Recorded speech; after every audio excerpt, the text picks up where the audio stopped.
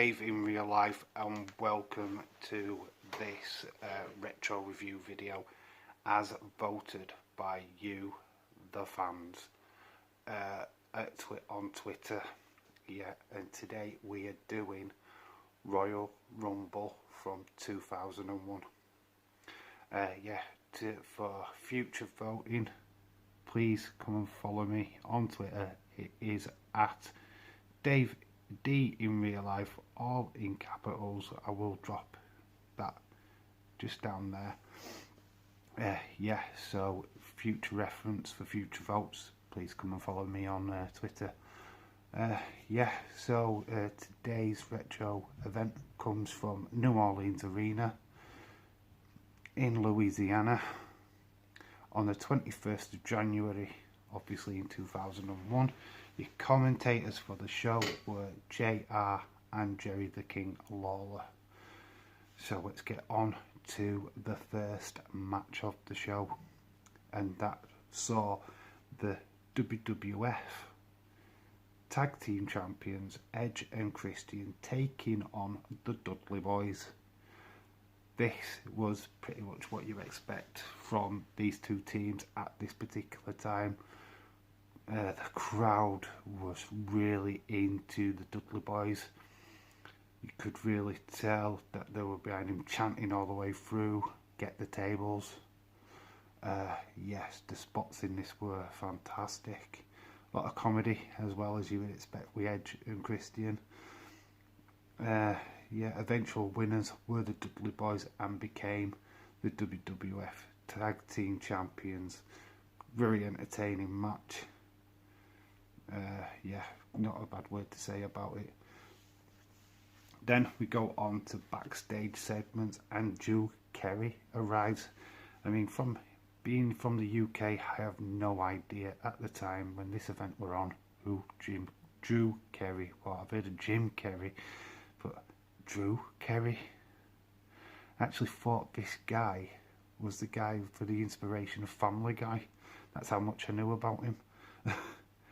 But yeah, this guy had plenty of backstage segments throughout the show, promoting an improv comedy pay-per-view.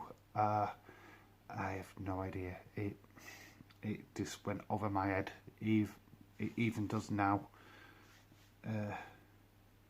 So we move away from that, and we go to the second match of the pay-per-view, and that was Chris Benoit, who was the current Intercontinental Champion, against Chris Jericho in a ladder match. This was really good as well. Two opening matches on this pay-per-view were full of eye spots, very dramatic. Benoit and Jericho always put on some kind of wrestling clinic. They took the ladder match to the next level, more using the ladder as a weapon than just a means to get the title. Very hard hitting contest between the two, to a point where the Lion Tamer was put on Benoit on top of the ladder at one point. Just exciting little matchup, and we do yet again, like the first match, we are crowned a new champion, and that is Chris Jericho. Yes, he walks out of the Royal Rumble in 2001 as the IC champ. This card was stacked with championship matches as we get to the third match of the show, and it saw Chyna, the ninth wonder of the world, facing the current WWF female champion Ivory. This match should have been just one-sided, but there was an injury I believe Chyna had going into the match with her neck. This also played out during this match as she'd go for her patented,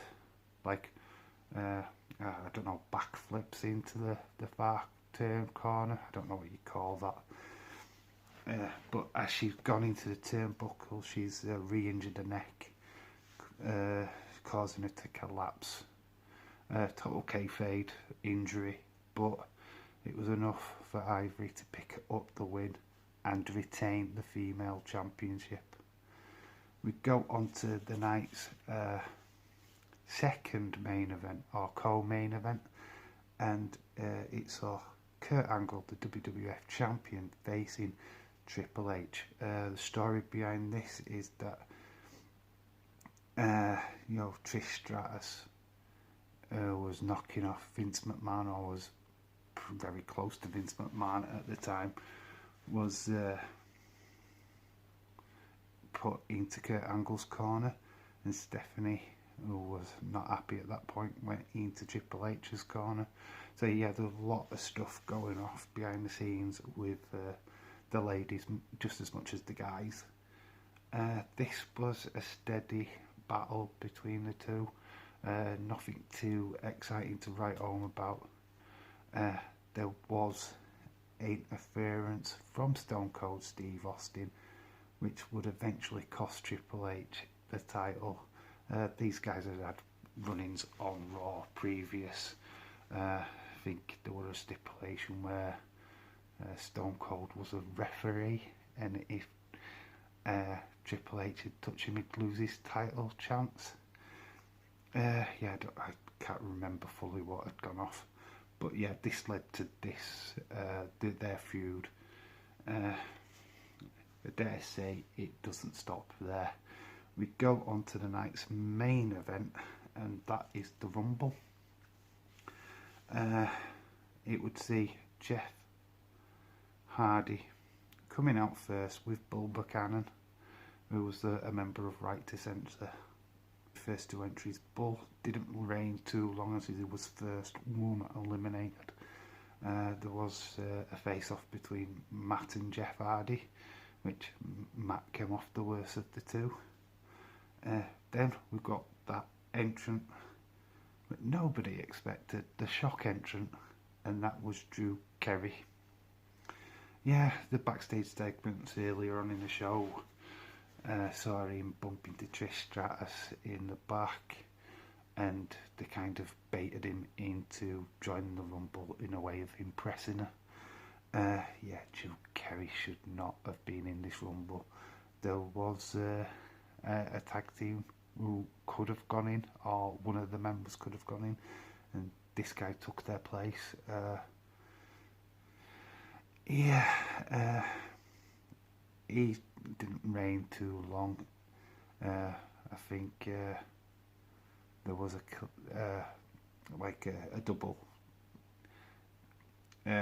double elimination, which caused Drew to be stood in the ring on his own, and guess who came down?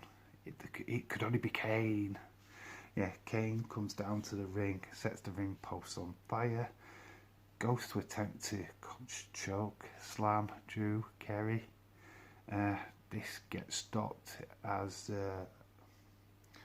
somebody else comes down to the ring. Drew declines his invitation and just jumps over the top rope and eliminates himself. Pretty pointless in being involved, but they had the reasons right.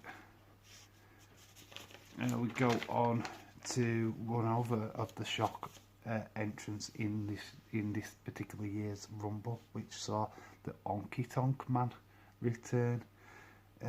Yes,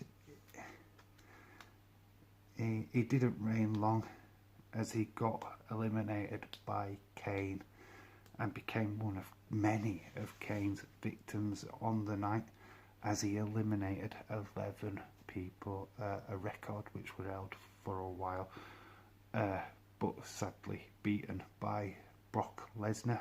He's one more. I think Braun Strowman's beat it as well. Correct me if I'm wrong in the comments.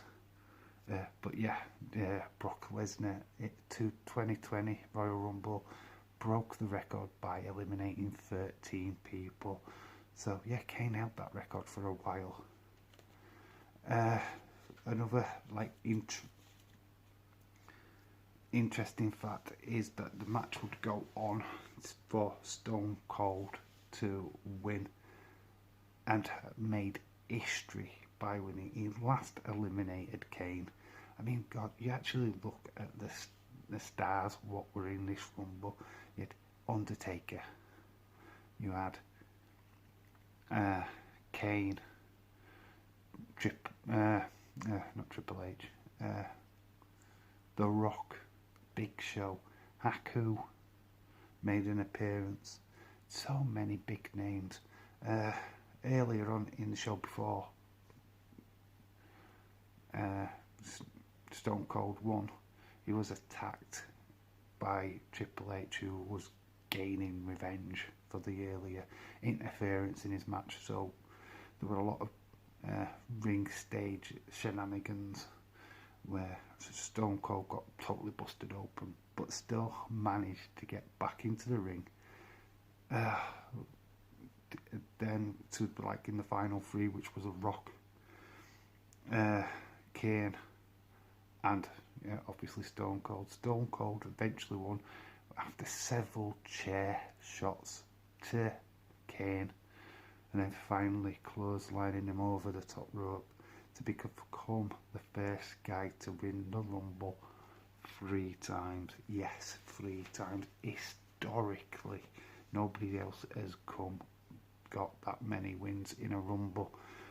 Obviously, we've got like Hulk Hogan, Shawn Michaels, who have all won 2. But Stone Cold became the first one to win the 3. All in all, the pay-per-view itself, we got 2 title changes, which is always score highly whenever doing like a review video. It was a vastly entertaining show. The only major flaw I could pick from it is what the hell was Drew Carey doing there? I mean, it just had no business being in a wrestling ring, nor selling a pay-per-view. I mean, it just sucked. It sucked the life out of the pay-per-view itself. It would have probably got a higher score if he hadn't been involved. Yeah, I think as a UK fan, this pay-per-view was broadcast for free here in the UK as part of the Channel 4 deal. I mean, I think I didn't watch it live. I think I taped it. I had it on VHS for ages. But yeah, I have certainly remembered this one from back in the day where it were on Channel 4 here in the UK, one of the free-to-air channels what we have over here. Yeah, before we had to start buying box offices with Sky Sports or BT Sports or whichever it happens to be. So that's that out of the way. The score I give this pay-per-view is a 7.5. I would love to have gone to an 8, but just the involvement of stupid celebrity just really didn't work for me. So yeah, so scoring at 7.5. The last review that I did were a 5.5 for the 1988 Royal Rumble. So yeah, it's a vast improvement on that. But yeah, still not the best Royal Rumble I have seen. Anyway, there's probably a chance of another retro review. We'll discuss that on Sunday in my live stream. Yeah, we're going back to a Sunday service this upcoming Sunday. Yeah, chilled out stream again like last time. We'll want to talk about the latest events on Monday Night Raw or SmackDown or even NXT or any of the wrestling shows. Yeah, looking to do a watch along on a Tuesday. So yeah, we'll talk about that on Sunday.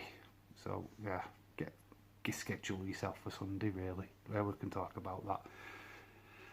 I've been Dave in real life. This has been my Retro Rumble review.